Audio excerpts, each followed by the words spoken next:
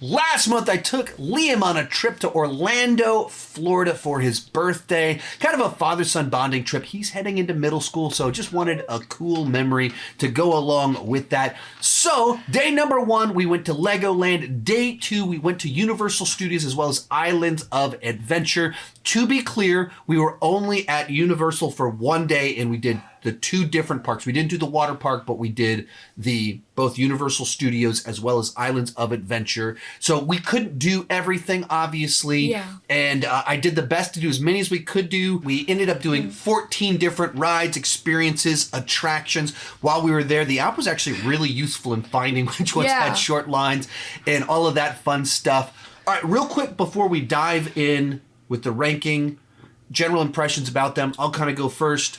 I mean, I enjoyed Universal a lot more, but it's designed for an older age. Yeah. Therefore, I'm going to connect with it. You know, the roller coasters are all more intense. There's more kind of the simulators. And then just in general, I know all of these movies. I know all of these franchises. I'm more connected to all of it. So there's a bigger budget. So I can connect with a lot more things here than Lego, which is targeted specifically at you. Whereas for me, all this other stuff probably connected a little bit more. What are your feelings on it? I had lots of fun with it. I knew most of the stuff, well, some of it, but that's what was bad about it. I didn't know some of the things there, so I didn't know what was going on, but that could also be a good thing. Like King Kong, it's a new experience for me. I had lots of fun with it. But we'll get into just a little bit, like Bourne Identity. What is this thing? Like, I don't know what's going on. But then King Kong, you're like going in this whole new world and exploring things, so it's kind of fun. It's a little bit of both in exploring. Yeah, like I've seen parts of King Kong, Godzilla, but I didn't know about those parts, or at least to my memory. And it's so immersive. Like you're going through these caves and there's stuff everywhere. It's real cool. And like you're actually moving a little bit, like not completely, but you're moving through the different screens. Yeah. And in all of the different... That's one of the things it is. So it's the thematics. Every ride is these immersive themes where you're just experiencing stuff while you're waiting in line. All that said, let's get started.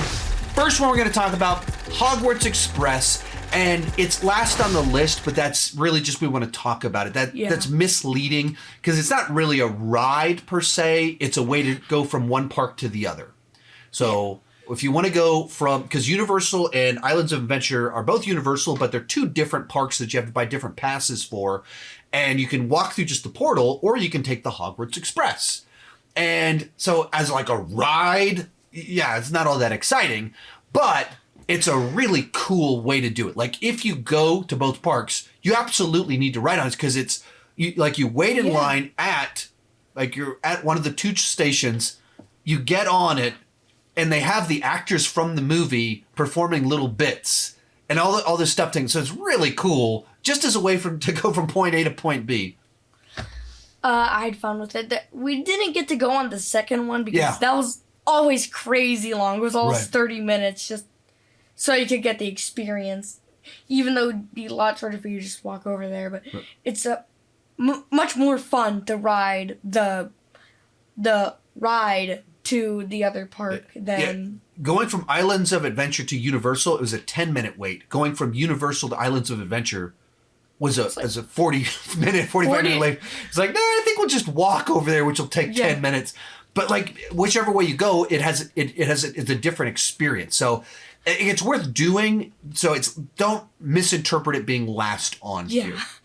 It's your opinion. Yes. But it's also like, it's not a ride. That's why it's last.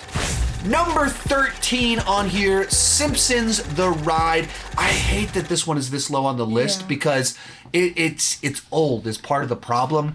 It's an indoor roller coaster. It's one of the simulators. And as you're waiting to go in, it's really cool. Like you're standing in a room and they have like one Simpsons character does like a little joke over here, then one over here. And so like we've been, Apu does this, what's the joke? I think this ice cream is gone bad because it's got green in it. Ice cream's gone bad. Oh no, this is lime swirl. Lime swirl. And it's like it's all a little joke that we've been quoting to each other ever since then. Remember, you got to stay center. But it's a whole joke we've been saying to each other. So it's really nice. And then you go do the ride. And I don't know if we just happened to be in the worst seat or if the ride is old and something's off, but we couldn't see very well. Like when you're doing the ride, like you feel like there's all these jokes taking place, and then it's a whole, you're seeing this whole thing happening, but we're at this weird angle to where like we couldn't see over the front of the car to see what was right in front of us. We missed jokes, couldn't tell what was going on with the ride, and then because of the angle, also it was just more. You could see that you're on a ride a little bit better than feeling immersive. And so there's a bunch of things that I liked about it. And the thematics were cool, but the actual ride, like our experience on it was not the best. And the fun fact on this one is that it used to be the Back to the Future ride. So whenever I went to Universal when I was your age, it was the Back to the Future ride, and now it's Simpsons. And I wish I could do I wish the way there was both existed, because I like the Simpsons and I love Back to the Future. Sorry, what did you think about it? I thought it was fun. Again, I couldn't see very well. There's people in front of us I couldn't see, so I didn't really know what was going on. There are stupid people in front of us, right? Yeah, not really, but I'd say more size in general. But I couldn't see very well either, and so it wasn't just them there, but that only added to it of like, you couldn't see anything. Yeah. And I couldn't see much. Yeah, like there's a part that I couldn't even see, like the joke, like the alien part is like the ride always has to end at the gift shop, and the joke was there that it didn't even end. The ride itself didn't even end at the gift shop. Yeah. That was the entire joke of the ride. Well, not the entire ride, but the joke was it didn't end at the gift shop, even though that's where most rides end. So, next up on here, number 12, Doctor Doom Fall. Did its job, but it's 10 seconds. Like that's why, like you walk, and there was no line whatsoever. Yeah, and we walked in, and then there's like nobody. To a fault, actually. Because there's all of these really cool Marvel Doctor Doom's Castle theme stuff and anime, like cartoons playing, and there was so little of a line. We just walked through the whole thing, so we couldn't even experience it, even though it was really cool. We walked straight up to get in line, and 10 seconds we walk in there, and you go on it, and it's just one of these ones where they shoot you at the highest point in the entire park, I think drop you down 200 feet. Woo! Raise you up, drop you down again. And it was cool. It was like a neat experience. Great that it didn't have to wait in line, but it's 15 seconds. Yeah, so like if you want to have a little scared adventure, then if you're afraid of heights, then I'd say maybe don't go on it because of how high you get shot up. It's pretty freaky. Like whoa! And you just see the whole park, and then you drop down. But that's the whole thing. Yeah, like you go up the highest, you drop down a little. You go to like where the circle is, where it's connecting the inside from the outside. You go up a little, drop down a little. It's not very long. You don't get, buddy. Yeah, you're a cool guy. He's stuck. There you go. But it wasn't very interesting because it's simple. It's very simple. Number 11, one that's not simple, Transformers. And so this is one that it's indoor simulator, but it's in 3D. Yeah. And so you walk in, and as you're walking, there's actors from the movies talking about the plot, all the stuff that's going to take place. And then you kind of do one of these indoor roller coasters, except you got the glasses on, and when something explodes next to you, they shoot heat next to you and spray with some water. Was good. So this is the part of the list where it gets a little bit tricky because they're all really cool from here on. Honestly, that Simpsons is number 13. I liked all of these rides. There's no bad ones on this list. Yeah. The thing Hogwarts Express, it's last, but it was a great experience. Simpsons ride, oh man. It's last, but I like it's just because we couldn't see. I really dug it. That's what we're talking. Like that's our experience. Everything was really cool. Yeah, like we could actually see the Simpsons ride would probably be pop it up. Yeah, easily move it up. Quite a few spots. Transformers for me, the 3D glasses with the fast moving jarring stuff, it just didn't complement it. The 3D didn't work well enough. So then it only kind of hurt things for me. That's why I kind of had it lower on my list. What was your kind of thoughts? I've seen the kids show Transformers Rescue Bots. I've seen Bumblebee. I've seen parts of the actual Transformers. You'll be watching several of them in the near future.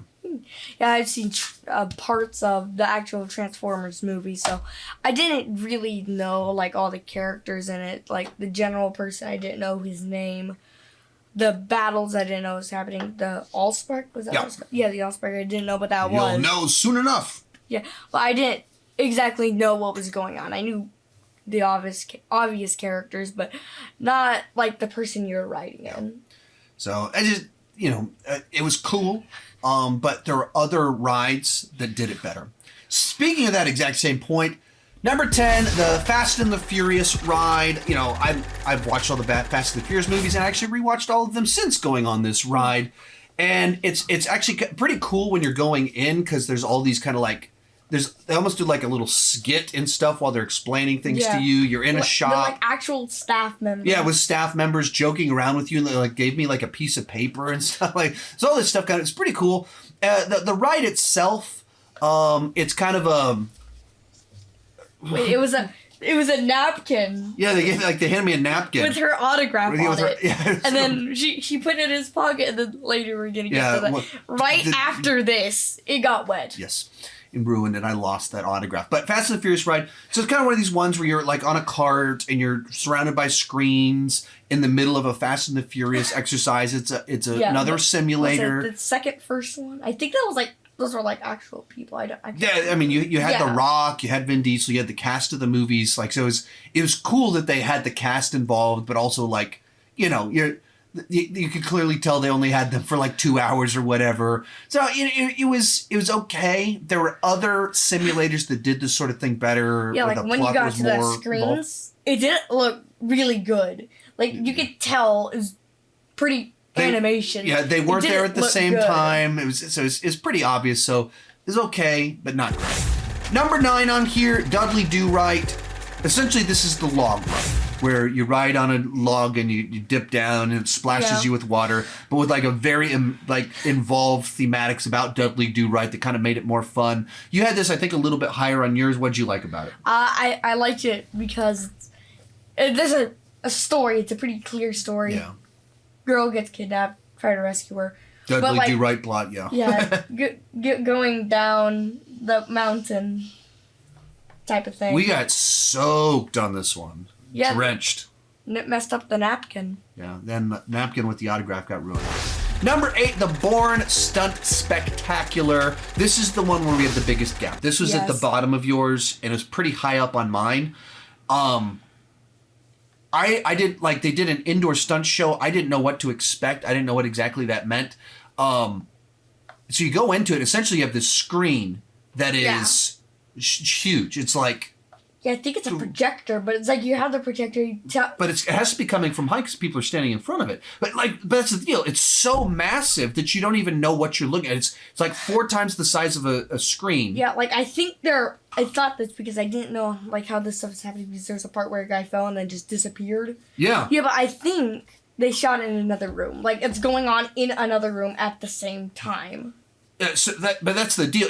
What's so cool about it is that there's this screen and they give a plot that even explains a lot of what's going on. But so there's a gigantic screen in front of you, and it kicks off with essentially the fight at the beginning of the last one that they did, where Matt Damon came back and there's fighting. And so there's 2 guys fighting at the front of the screen, and then all of the environment they're in is projected on the screen behind them, as well as people. But then they have just a few crowd people standing in front of the screen. And so and the screen is so bright and vivid, and the coloring on the stage of the actors is done so well that it all looks like they're right there. It looks like all of them are right there. Like it was so well done. And then they kind of move on to the next one where there's a guy, it's Jason Bourne is kind of like doing kind of this like adventure where he's being chased. And they would have sets that would move right in front of the screen as the images on the screen moved. And so it was seamless. And there's even shots where like he climbs into the set piece and then the set piece starts to rotate as the screen behind him rotates. And it was just all like immersively done. Like you said, there's parts where they jump off of this 20-foot tall tower into the stage. Like the stage opened up, he falls into it. Other parts, they pull up a car, comes out of the floor. they'll have like an explosion on the front of the stage, and then when the clears, there's a car in front of you. And then later on, the car's supposed to explode, so they have an explosion in front of this thing. Car disappears, and then all goes into the screen. It was so well done. So I had it really high because I thought that was really cool. Yeah. I've never seen any like a combination of stunt work as well as like trickery with great technology that it worked. I thought it was done so well, but I've also seen all the Bourne films. Yeah, for me, I haven't seen any of them. Like, maybe I've seen, like, a part or two, but I haven't seen it. I'm not recognizable with it. Like, the beginning part, it's like those parts in, like, movies and stuff where, like, they have a big room of people and they're, like, giving an objective or something. Yeah. Like, that one part in Minions where it's Gru and he's talking about all the stuff they stole. It's like that, but it's you being assigned instead of... So... And, yeah, that was... a really fun part to me, like when they're clipping between different scenes. It's talk to them, not me. I can hear you. It's black, and then it's a different thing. It's like there's a part where like the director person just came out through a spike in the floor, and he's just standing up, and then there's like all these computers that just appear in front of him. So like most of the time he's on video, and then all of a sudden he's in the room. So it's just all this stuff is really well done. Got to move along. Talking about too long. Number 7 on here, Men in Black. Almost forgot to put this one on the list because it was the last ride we did before they closed.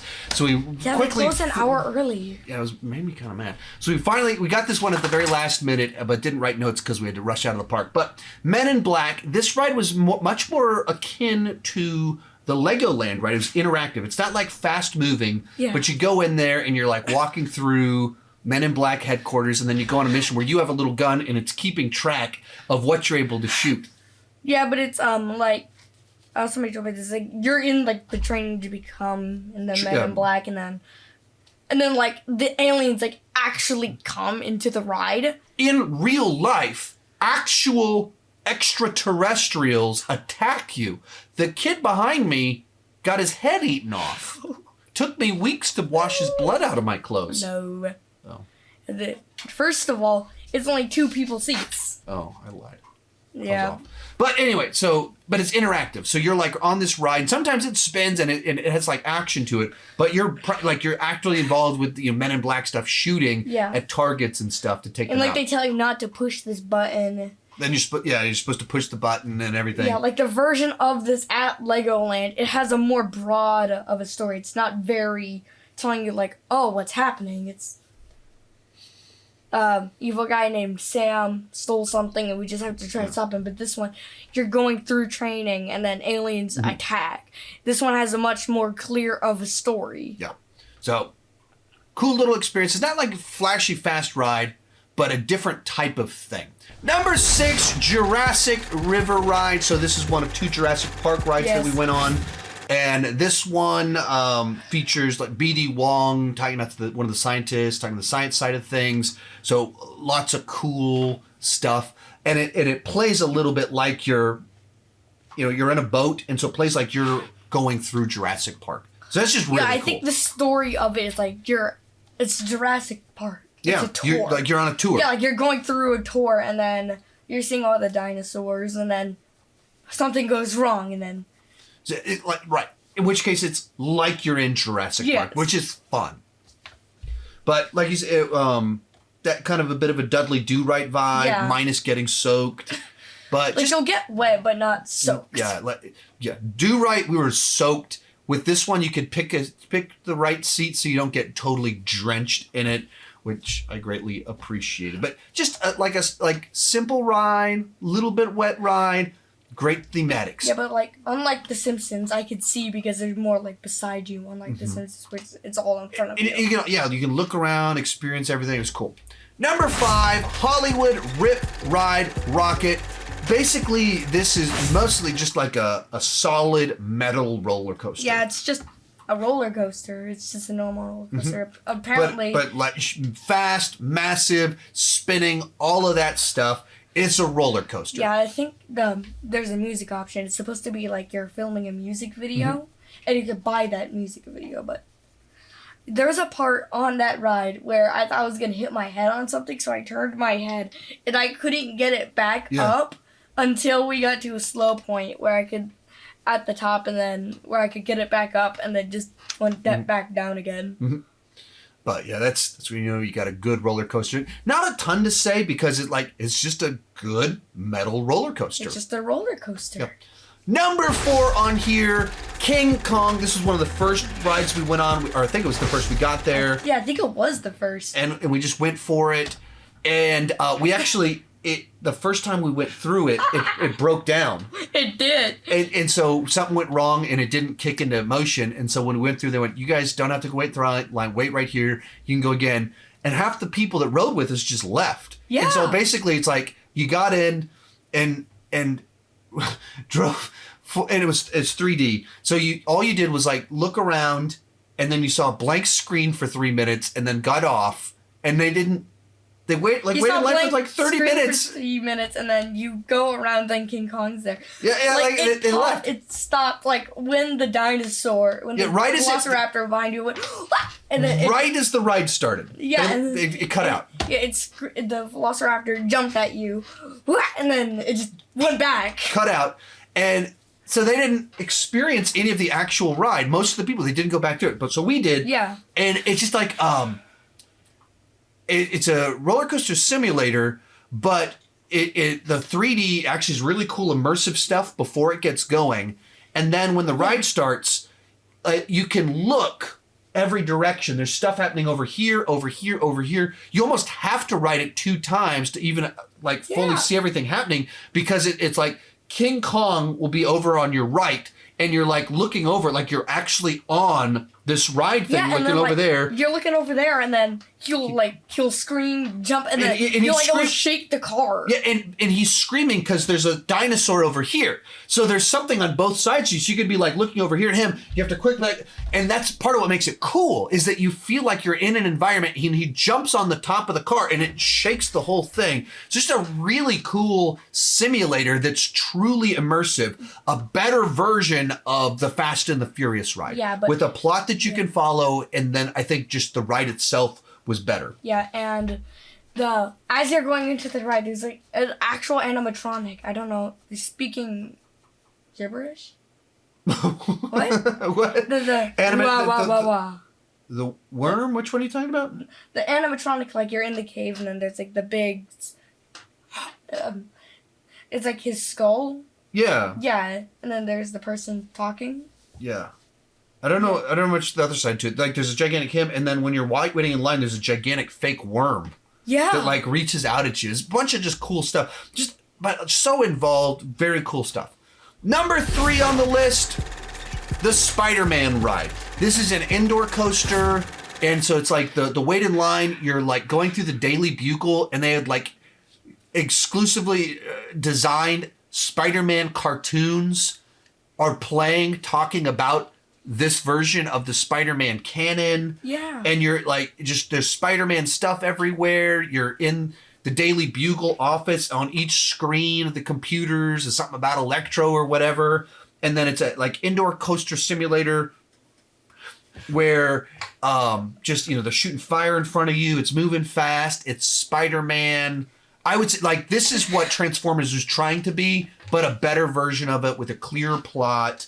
Yeah, I was listening before you go on the ride, and Jameson said that you're on the ride, you're going on, like, a little mission. Yeah. And, like, trying to take pictures.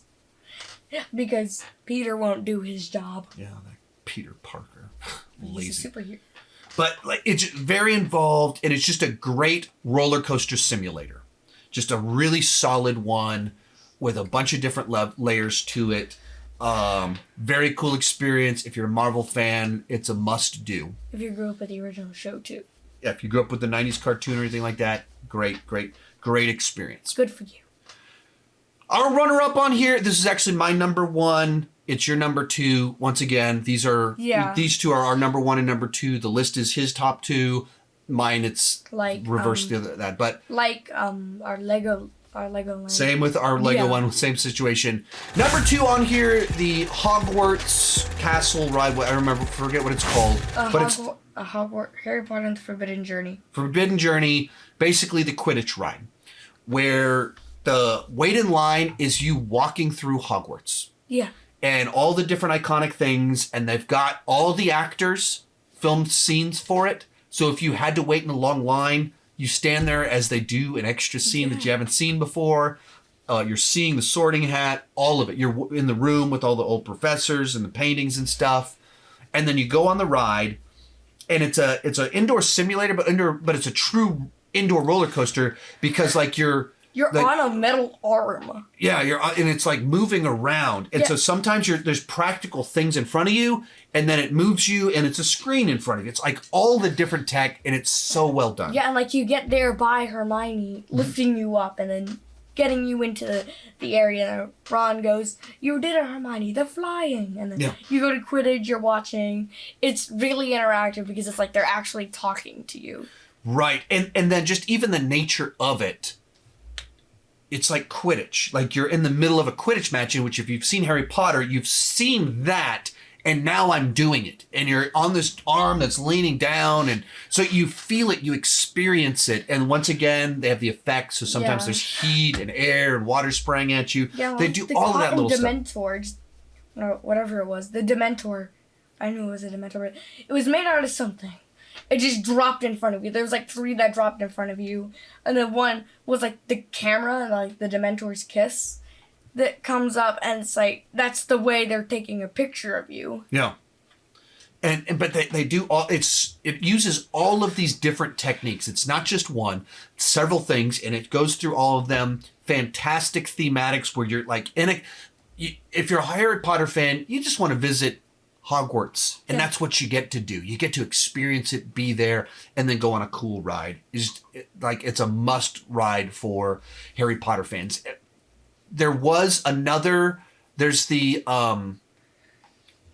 different Harry Potter ride. There's actually several other. One of them's like a simple roller coaster, and then there's the one with what's his name on where you ride on his bike? Hagrid's motorbike adventure, I think. My wife rode that one when she was able to go on it. She says fantastic. Heard great things about it. The line was always 2 hours. Yeah. And so we never went on it and then it shut down a couple times. So we didn't get to ride it because of all of that. Yeah, and she didn't go on the Forbidden Journey. That's what I'm trying to figure out. Why didn't she go on Forbidden? How do you not go on the one where you go through Hogwarts? But number 1 on your list, number 2 on my list, the Velocicoaster. So Jurassic Park themed. And so you walk in, and it's all sorts of like Jurassic Park elements. Chris Pratt and Dallas Bryce Howard filmed scenes for it, talking about the context to it. Then you ride on it, and it's a very fast, very violent metal roller coaster with loop-de-loops. Is there like a specific actor that plays Mr. DNA? I don't know that it's his name, but you have Mr. DNA in there as well. Yeah, but he's in there. He's like telling you what to do before you get on the ride. Like put hats in there. Get rid of juice or soda or water in your bottles before putting it in the. But so it's also involved, and then it's like it's the fastest roller coaster at the park, which it's just in general it's a very fast. Maybe the Hulk one. But I never got to do that. We didn't ride the Hulk. I think I heard that this one was faster. This one's, or at least better, is what I think I heard from other people. We didn't ride Hulk, so we can't say that, but gets a legitimate metal roller coaster. Your first, like, long, fast, violent metal roller coaster. Yeah, so since the point, Legoland had the Extreme Race or something. That was my number 1. This one, the first one, that real one that I went on was the Hollywood Rip Ride Rocket, and then this one, the actual roller coaster with big drops, Velocicoaster. So similar to the Doom drop, if 50 feet less, 150 feet up, drop. Yeah. You go upside down. Yeah. So this was your number 1 because it probably a lot of the same sort of thing. First, super adult, grown up roller coaster. And it's a good one. And my glasses didn't fall off, so I was appreciative of that. Final thoughts on Universal. I had lots of fun with it. Also, there's actually 2 more, I think. You could go into Diagon Alley through invisible wall. That we never did that because we never found it because it's invisible. Yeah. But we never got to do those. I had lots of fun. 2 parks. Unlike we did at Legoland, there's more things to do at Universal because we got 2 parks instead of 1 park. I feel like with Legoland, maybe we could, if we stayed there another day, there's things we would have done again. There's things we would have experienced differently. Yeah. But like you could feel like you got the whole thing in one day, doing Universal and Islands of Adventure in one day. That just, there was so many things we missed. So many things were, we didn't do E.T. Oh, we didn't find the mummy. Oh, we didn't do Hagrid's ride. Oh, there was a lot of things we weren't able to do because we did everything in one day. Yeah. That all? That's your final thoughts on it? So hopefully we'll be able to go back maybe with Chloe.